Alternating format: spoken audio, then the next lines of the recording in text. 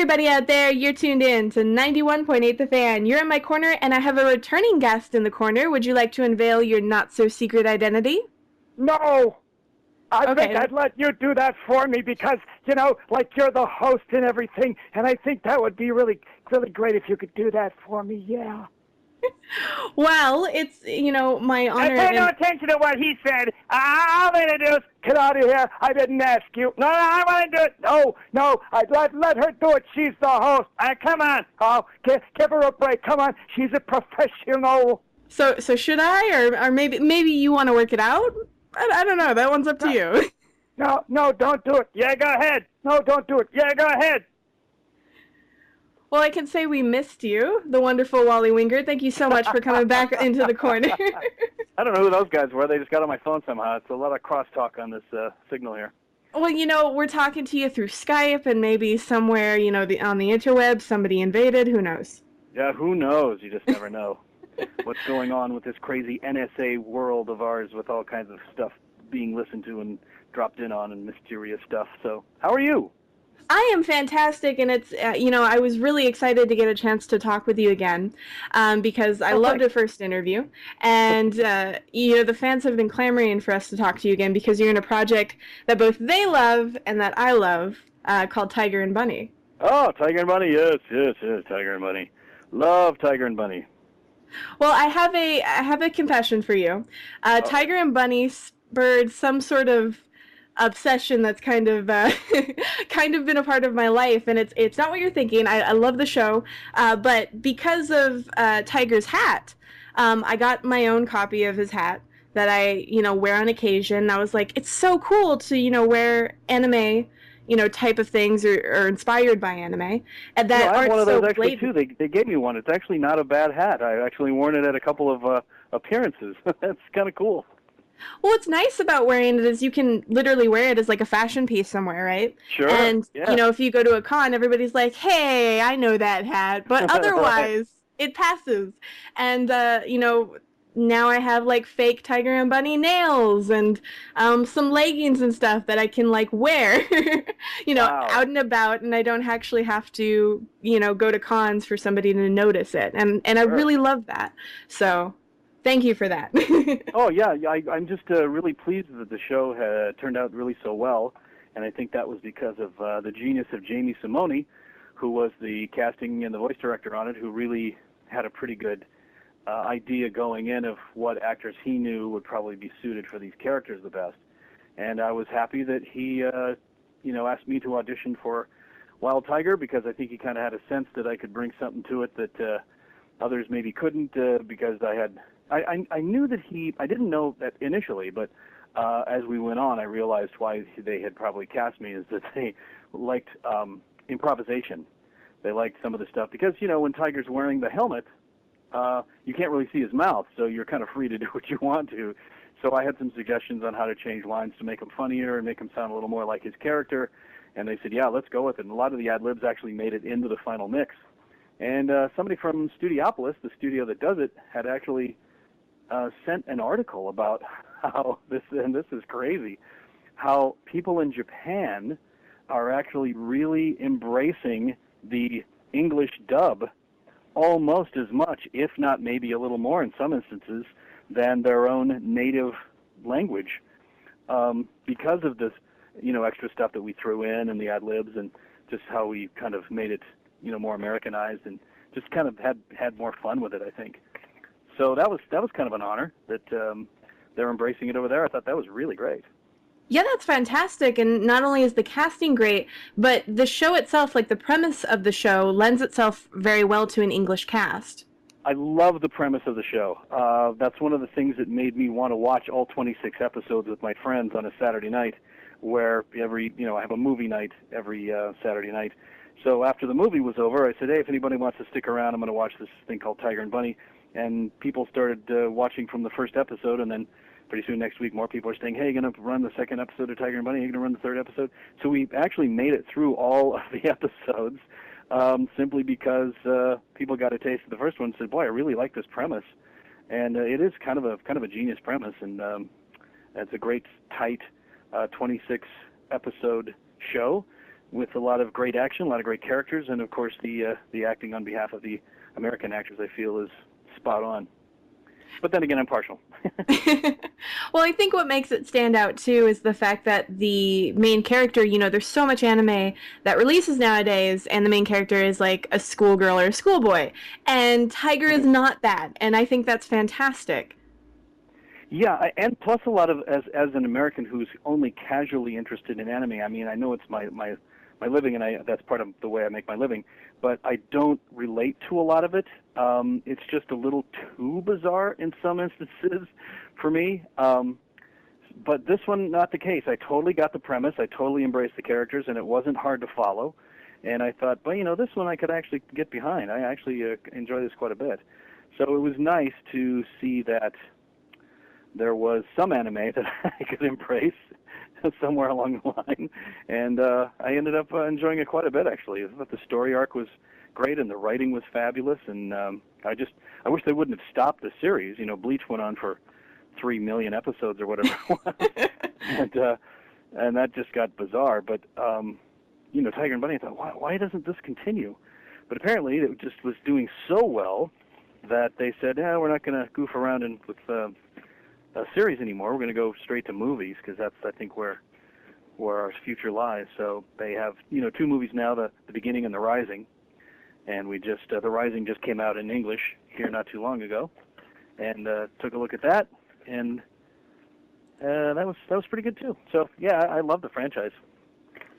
Well, I have to say, watching it was definitely a roller coaster. I remember in the first half, I was shaking my fist every time Bunny came on center stage, because to me Tiger was the real main character, and he's the underdog, and you really relate to him as a character. Even though I'm not some older gentleman with a daughter, I wanted him to get his glory.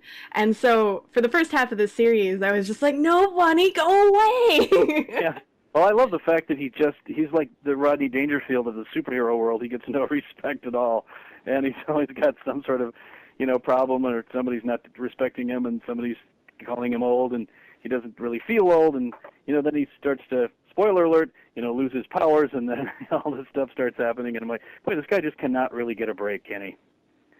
But that's what's so great about the character, and that's what makes people kind of relate to it, is that he is the underdog, like you said, and you're really rooting for this guy to get his powers back and get his situation with his daughter straightened out, and all that. So it's pretty great. I love it. Definitely, and I can't say I've seen, sadly, the movies myself as of this point, but hoping to do so in the future, and I know that there's a few fans in our live chat who are also wishing to see the latest movie and haven't gotten a chance to yet. The movies never show up in Vegas. It's just not a place they come. Well, you have to get them on Blu-ray and do it that way. Yeah, I know. Wasn't there a limited release for one of them, theater-wise? I think the theater release was actually in Japanese.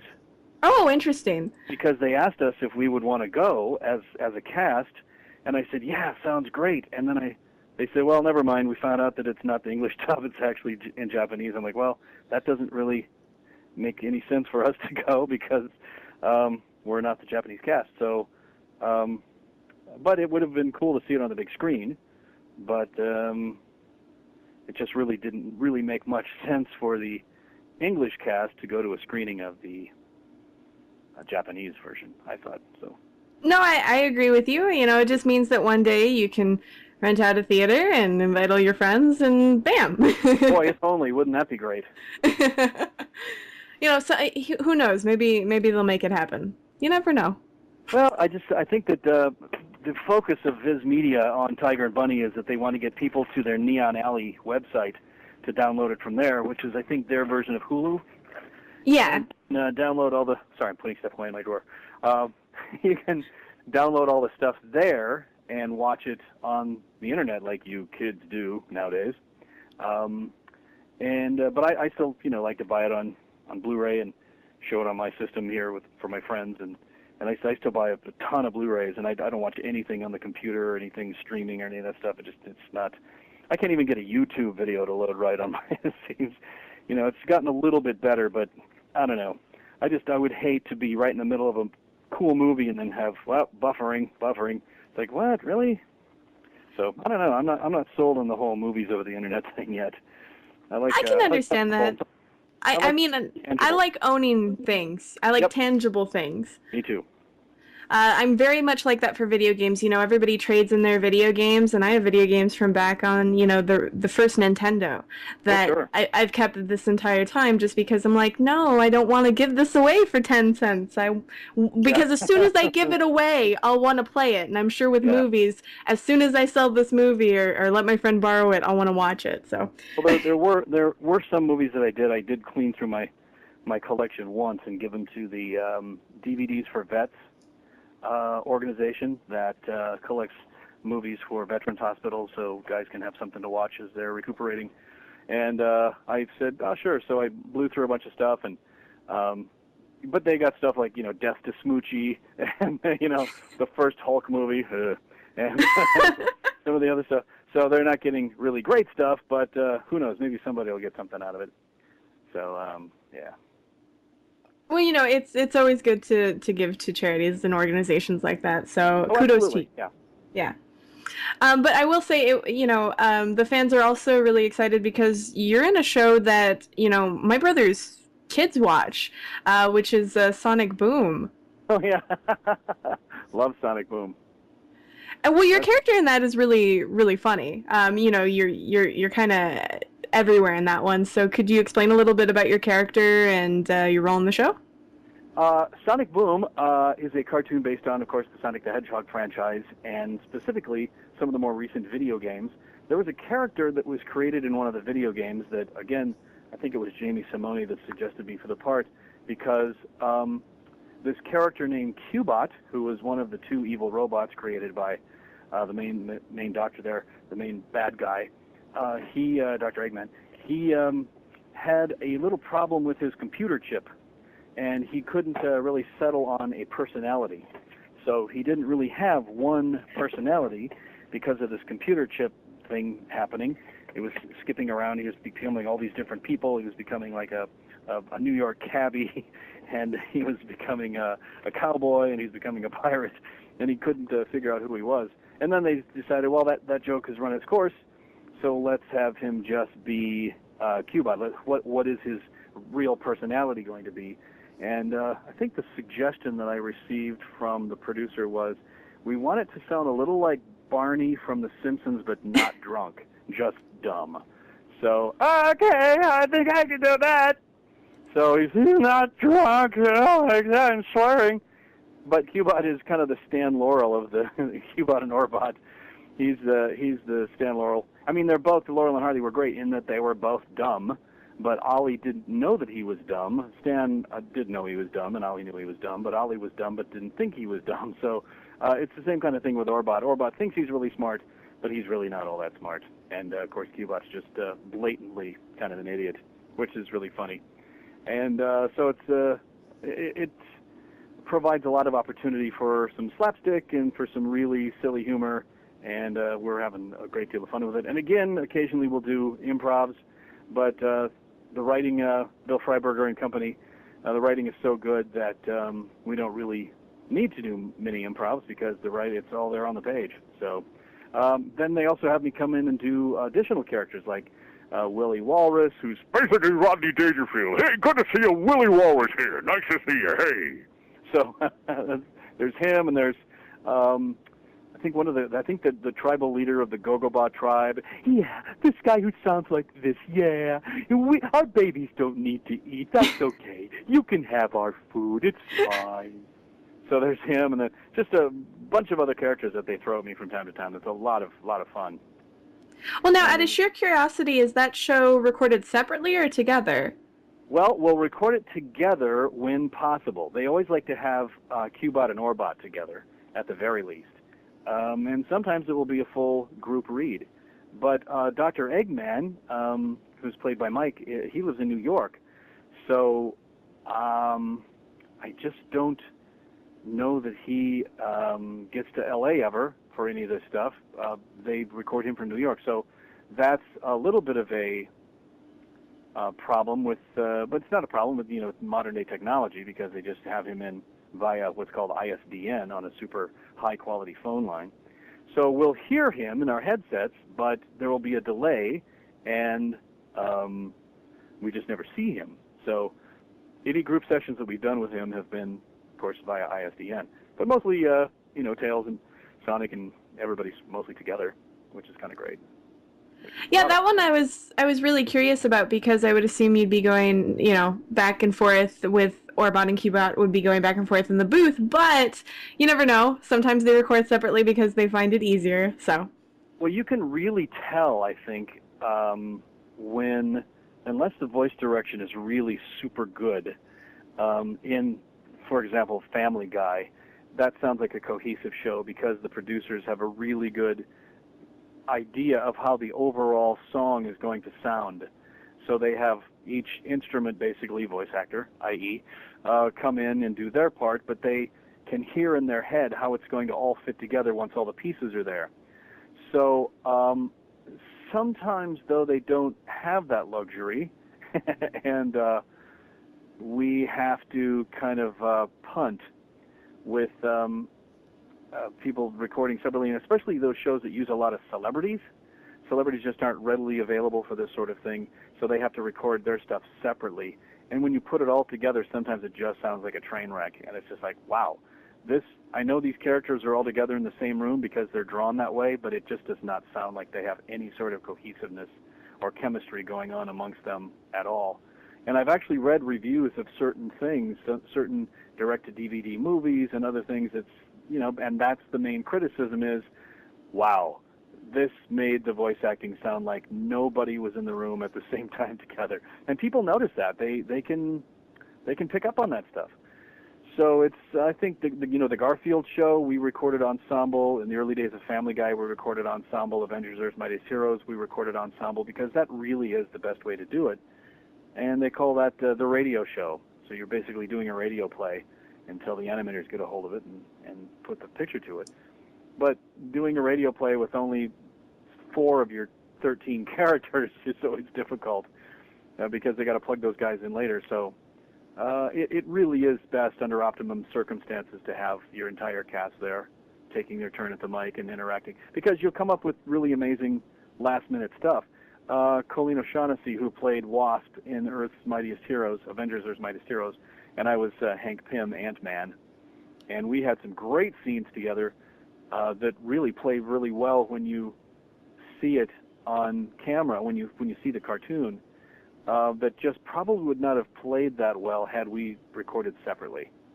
I just can't imagine that it would have had anywhere near the impact that it had had we not been together. But because she was standing, 3 feet to my left on her microphone, and we were both had the same script, we could, do things together that really made it sound like we were, together. So, like I said, that's always the best way to do things.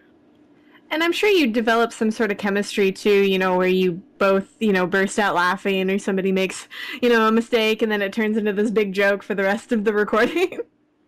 Oh, you have no idea. Tiger and Bunny was all recorded because it's anime dubbing. It was all recorded separately, so I never really got to work with Yuri at all until recently. We did a commercial as 2 other characters. We weren't Tiger and Bunny, but it was fun being in the same room together. And it's like, wow, I wish we could have done this, during Tiger and Bunny because we're having so much fun. Maybe it's probably better we don't record together because we might be having too much fun, and we probably would not get all that much work done because we'd be joking around too much, which, happens from time to time.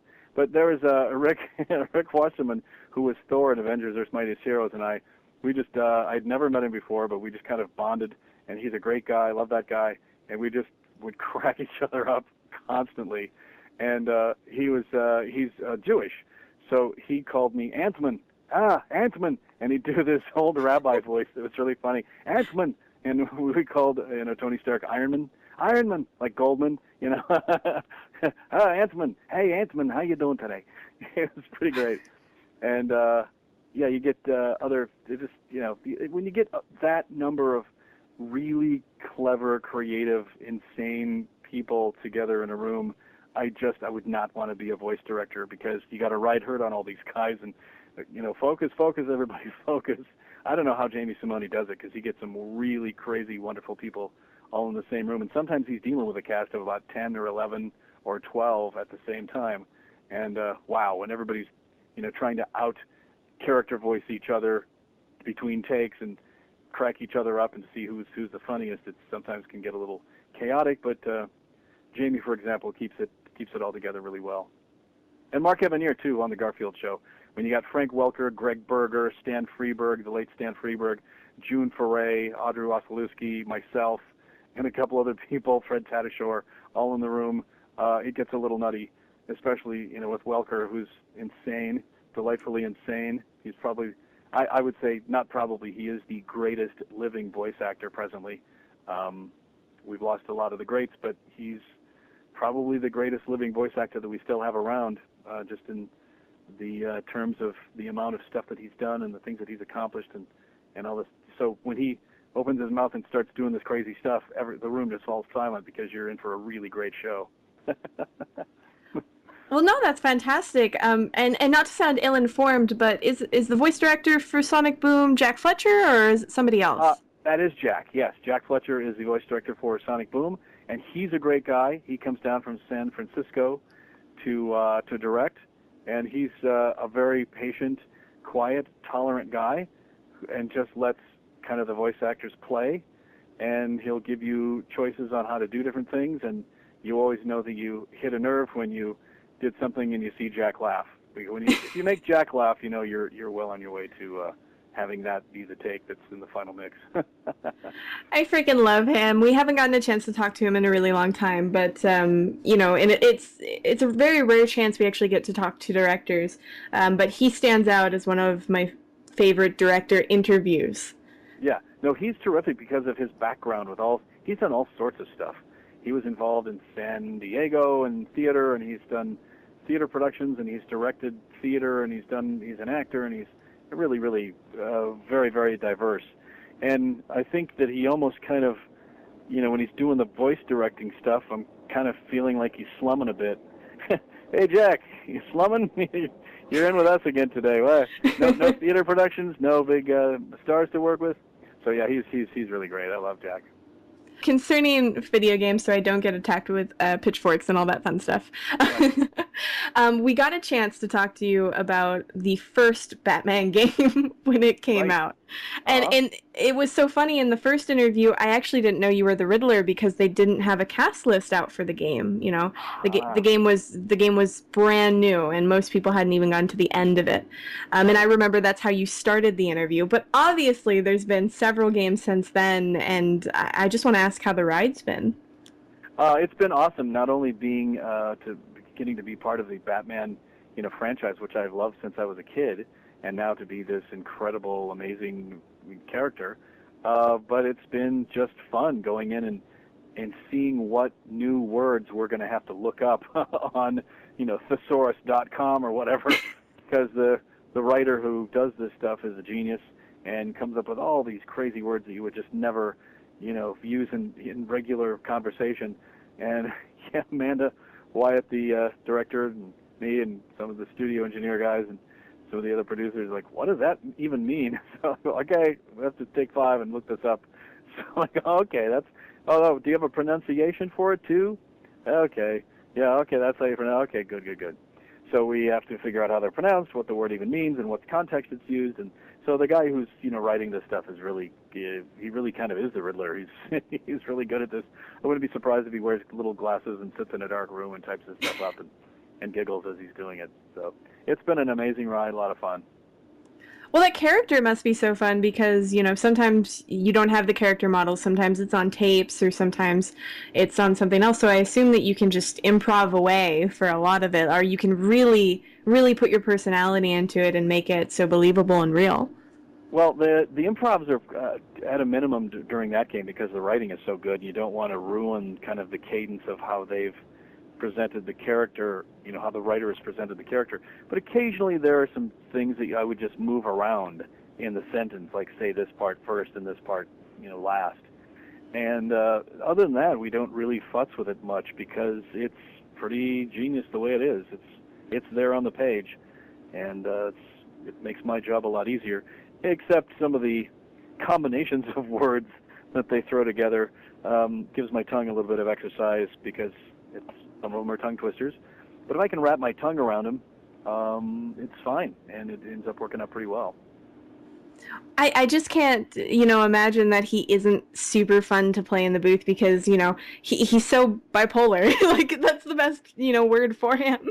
Yeah, no, he's got troubles. He's got real problems, which makes him, interesting. I prefer characters with kind of deep-seated troubles. So that's why I liked Hank Pym on Avengers so much, so that he had all these weird troubles, and everybody's like, oh, well, we cast you on Avengers: Earth's Mightiest Heroes. I was like, awesome. And then they said, well, you're Ant-Man. And they were expecting me to go, oh, really? I'm not Captain America? I'm not this? But I was like, awesome. They're like, really? I'm like, yeah, he's the most interesting character in the whole thing because he's got the greatest character arc. He's brilliant, and he wants to help mankind, and he becomes a superhero. Then he has doubts that he doesn't want to be a superhero anymore. Then he fakes his own death, and then he becomes this whole other guy, and he's crazy. And I said, Captain America and the Hulk and Thor and Iron Man, they're all pretty much straight-line characters. They don't deviate much from that. But Pym's all over the road. He's changing identities and all kinds of stuff. Same thing with the Riddler. He'll say these things that are amazingly wicked and evil, but he'll say them with such a great lilt in his voice. He's just having so much fun saying these things. And that's a quality that I kind of borrowed from a guy named Michael Dunn, who was an actor in the 60s. I think he died fairly young. He was a little person, but he was a brilliant, brilliant actor. He was on Star Trek. He was on Wild Wild West, and he would have a very musical way of speaking, and he would have the greatest lilt in his voice when talking about the most terrible things. He'd say, Mr. West, I'm going to boil you alive in acid, of course. And he'd laugh, and it was just the greatest. And I said, wow, I love that quality in his voice, that he says these horrible things, but so happily and with such glee. And I said, I would really want to make the Riddler, kind of like that, because he really does enjoy a lot of this stuff. So it seemed to work out pretty well, and that combined with stealing some of the attitude from a former community playhouse director that I used to work with in South Dakota, who was very pompous and just loved to hear himself talk and would chew on all of his words, and everything he said was just so super important. And I said, yeah, that would be the Riddler. He loves to hear himself talk because nobody's as smart as him. And that was basically the same thing with its directors. I just think he was convinced that nobody in the room was as smart as him, and he just loved saying all this stuff over and over and over because it just made him sound so smart. So I said, yeah, I'm going to steal that from him and make that part of the Riddler. So it seemed to work out pretty well. I definitely love hearing about how your previous encounters have shaped some of your characters. Well, you never know. I mean, there's a lot of people who used to do character voices for animation who would do basically impressions of other actors, of famous actors, or, Dawes Butler would borrow from Ed Wynn to do Wally Gator. He would do Ed Norton, not Edward Norton, the actor, but Norton from The Honeymooners. Hey, Ralphie, baby! That with the Jackie Gleason show. Yeah. And he would make him Yogi Bear. Hey, boo boo! It's basically he's doing Art Carney from The Honeymooners. And a lot of these character voices that people would do were actual kind of impressions of celebrities. And then there became something called doing hybrids, where you would put a little bit of that celebrity in, but you would also temper it with a different kind of, like maybe a lisp or some sort of change in the cadence of the voice. So it wasn't completely a faithful impression of a celebrity, but it was pretty darn close. So there's elements of certain celebrity impressions that you can use for some of this stuff that isn't a downright ripoff of. I mean, for Sonic Boom, Willie Walrus, I'm probably completely ripping off Rodney Dangerfield. There's no hybrid about it. But that was the voice they threw at him, and they thought it was really funny, and thought, based on his size and how he looks and everything, it might work pretty well. But other times you take, a little bit of Michael Dunn, and then you take a little bit of this community playhouse director and you kind of mash it all together and you come up with the Riddler. So it's always a lot of fun to construct this. And, sometimes it works and you throw it at people and they're like, it's not really for us. And you don't get the job. And sometimes they go, oh, yeah, that's perfect. That's what we want. And then you get the job. So it's all good. Well, for the fans out there that are super excited for the next Batman game, I believe the release date for that is June 23rd of this year. So I know that you can't say anything about it, and I'm not going to pressure you. But I'm sure you're excited about it. Well, I can say I'm in it. And that's exciting. That's exciting, but that's about all I can say. But and we understand. I can also say that this will probably be, of the 3 or of the 4, this will probably be the best one. Ooh, exciting. Very exciting. We know that those NDA ninjas are watching you every step you take, every breath you make, so on and so forth. The Police wrote that song about the NDA ninjas. You just don't want to speak out of turn on this stuff because you could find yourself careerless.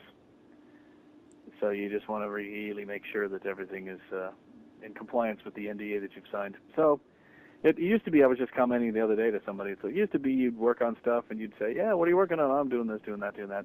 Now you have to even sign away, you have to sign your name on NDAs for sometimes even auditions. Just because you've seen the copy, and you can't not even for animated shows or video games, but for commercials, because they don't want it getting out to their competition that this is what they're doing now in this new ad campaign, and it makes things a little difficult. But I blame social media. I blame Facebook and Twitter and all that other stuff, because they had people who were actually at the sessions tweeting, hey, I'm Catwoman in the new Batman game. I'm very excited. Well, we haven't really announced that Catwoman is in the Batman game yet, so you shouldn't have said that. So, yeah, oopsie. So they had to really start clamping down on that. And, they understood that the actors were excited to be involved, but they, came up with this this protocol for NDAs, and they started making people sign this and saying, well, we know you want to talk about this, but you really can't until it comes out. So now you have to have it basically cleared with the powers that be at these entities, these producers, to even be able to talk about it. So I was heading to South Dakota to give a speech to some schools back there, and I said, well, before I go, am I able to mention the Batman game and that I'm the Riddler? And they had to have a big conference, and they went back to something and said, yeah, you can talk about it, but you can only say you're in it, but you can't talk about anything about the game. I'm like, okay, well, I'm not really that familiar with what's going on in the game anyway. I just have seen a couple of my parts, but I'm sure there's a lot more to it than what I've got, than just my part. So I'm not able to talk about too much of the game, but as long as I can say I'm in it, I'm happy. Well, for the fans out there that want to hear stuff that you can talk about, what upcoming projects or projects that recently came out do you want them to know about? Let's see, nothing. No, there's some. I'm very proud of these. There are some really great Dodge commercials that are on right now, called Dodge Law, which we worked very hard on, and the people who animated Ted worked on these. And it's basically a very well-known car guy named Richard Rawlings, who drives around. It's like a 70s cop show, and I don't know if you've seen these or not. They play on a lot of sporting events, and he's got this kind of wisecracking plush monkey sidekick, kind of like Ted, but a monkey. And he and the monkey go around arresting people who do stupid stuff in Dodges, and those are kind of fun. And the monkey's, he's got something crazy to say. You're under arrest for eating a fancy pastry in a Charger. Tell it to the judge, mon chéri. That kind of stuff. And it's a lot of fun. They're directed by Peter Farrelly from the Farrelly Brothers, and they're great spots. So those are on. You can see them, of course, on YouTube as well. And, Sonic Boom, we're waiting to hear about some renewals on some other animated things, which I think are in the offing, but can't really talk about right now. Up for a couple of things that are very close, which would involve me being the voice of an app, which would be very cool. And, all kinds of other stuff kind of pending in the works. So it's very, very exciting. Well, now I know that the fans don't get a lot of chances to see you because you don't do a lot of conventions or events, but do you have any up and coming? I was thinking of going to San Diego Comic-Con again, but it's become such a huge, joyless experience with all the people and with the craziness. Um, So but many lines. yeah, I think I'm probably gonna maybe take a break this year and not go, even though I've got my tickets all lined up. But I just didn't have that much fun the past couple of years, and I'm thinking, maybe I would just rather sit home with my dog and my cat and let all the other people go fight the crowds. And I wouldn't have gone last year except for the fact that the 1966 Batman TV series was coming out on DVD, and I wanted to go see Adam and all the panels, and I wanted to see all the activity that was going on, some of the new toys that were coming out. But really, as far as this year is concerned, there's really nothing that's pressing that's really drawing me there. So I'm probably going to. I bought a ticket for a friend of mine to go with me. My ticket's complimentary, but I'm probably going to get my money back on that guest ticket and probably going to stay home. But you never know. Something might grab me at the last minute, or I might be asked to participate in some sort of panel and then be like, well, I can't miss this. I really got to go. So we'll see. But my website, wallyontheweb.com, will always have the latest information of where I'm going and what's going on and where I'm at and what I'm doing. So, yeah, I'd like to get out and do more convention-type stuff and see fans, because there was a period of time where I was on The Tonight Show with Jay Leno as the announcer, and I had to be there basically 5 days a week. Then you could not travel at all except for when we were on hiatus. And the opportunities for conventions coinciding with our hiatus times were pretty slim. Occasionally I did get out and it was fun, but my travel schedule was really kind of limited.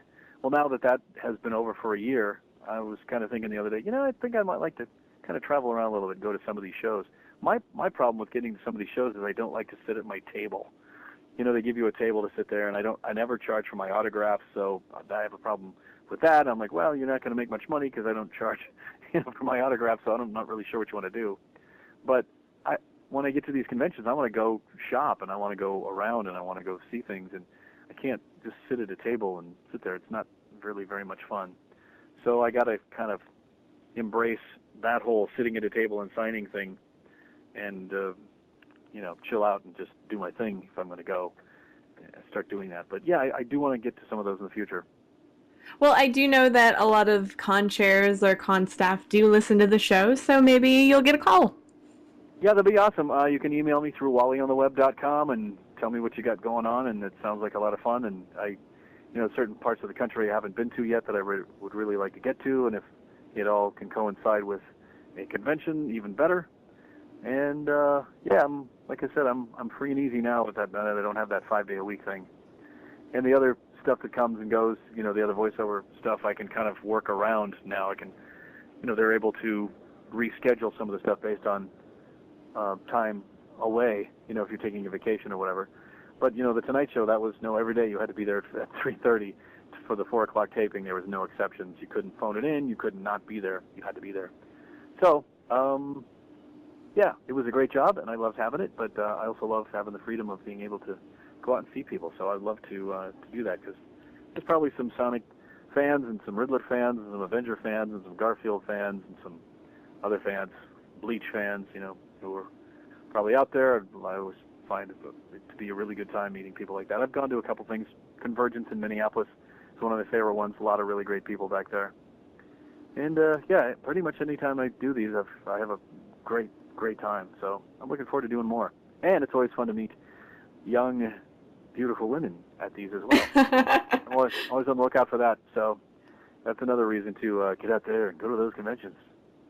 Well, we'll keep that in mind, and hopefully you get a chance to, go to some events and meet with some more fans. But since we're nearing the end of this interview, is there anything else you want to say to the listeners? Any words of wisdom, dating advice, predictions for the end of the world? Yes, all of the above. Well, that's one way. Yes. 42. Ah, of course, 42. That's it. No, I wish I had a end-all, be-all answer to everything. Yeah, advice, keep the faith and just keep loving life and enjoy the little things and, live life, enjoy life, live every moment, as REO Speedwagon says in their hit song. Love every moment, live every day. Before you know it, your precious time slips away. So, but it was great talking to you again, Jackie. I appreciate it. It was fantastic talking to you again, and thanks so much for spending so much time with us and getting a chance to catch us up on what you've been doing.